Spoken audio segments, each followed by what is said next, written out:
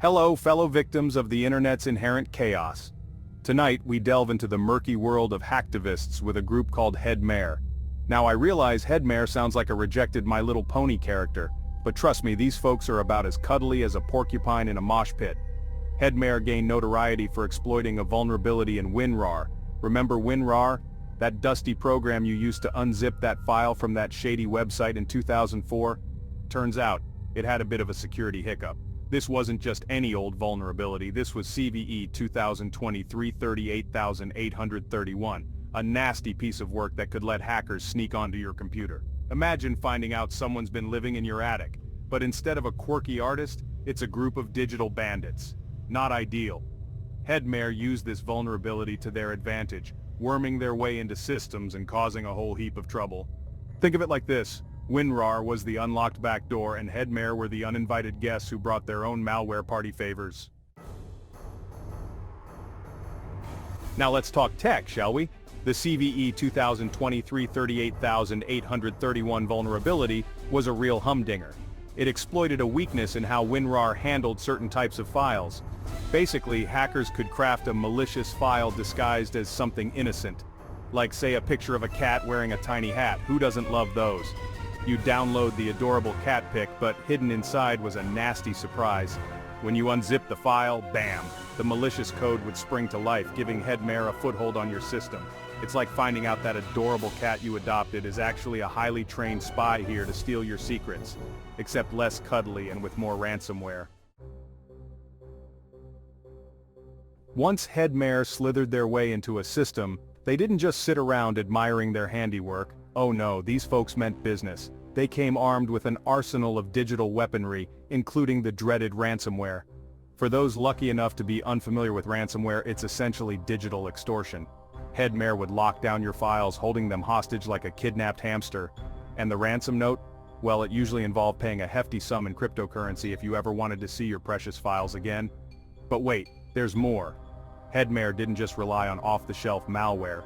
They were known to cook up their own custom creations, tailored to specific targets. It's like they were the artisanal bakers of the digital underworld, except instead of sourdough, they were serving up heaping helpings of cybercrime. Section 4. Holding data. Hostage, the impacts of Headmare's attacks. So, who did Headmare set their sights on? Well, their targets were as varied as a bag of digital Skittles. They went after businesses, government institutions, even individuals.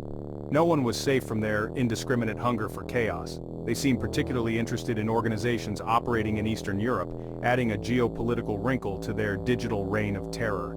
The impact of their attacks? Well, imagine showing up to work only to find your computer held hostage by a bunch of digital hooligans. Not exactly conducive to a productive workday, is it? Businesses face downtime, financial losses, and enough reputational damage to make a used car salesman blush. Section 5. Can you hear me now? Headmare's social media presence. Now you might think a group of hackers wreaking havoc across the digital landscape would want to keep a low profile, right? Not Headmare. These folks craved an audience. They were practically the Kardashians of the hacking world. They loved to brag about their exploits on social media, posting updates, taunting victims, and generally acting like they ruled the internet. It was a bizarre mix of bravado and amateurism, sort of like watching your drunk uncle try to explain cryptocurrency at a family reunion. But it worked. Their online antics drew attention to their cause, whatever that may be. They were a walking, talking hacking example of how difficult it is to control the narrative in the age of social media. Section 6. Staying ahead of the hacktivists. Cybersecurity best practices. So, what can you do to protect yourself from the likes of Headmare and their ilk? Well, the first rule of Cybersecurity Club is, don't download suspicious emails. Treat any unsolicited email with the same suspicion you'd give a clown offering you free candy. Keep your software updated. Those pesky update reminders might be annoying, but they're there for a reason. Think of them as digital flu shots for your computer. And for the love of all that is holy, use strong, unique passwords. No more password 123 or QWERTY.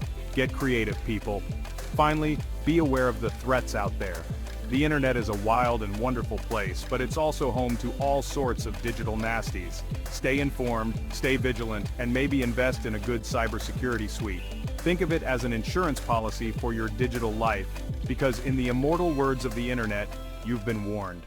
If you found this video helpful, hit that like button and subscribe for more tech tips and insights. And let me know in the comments below.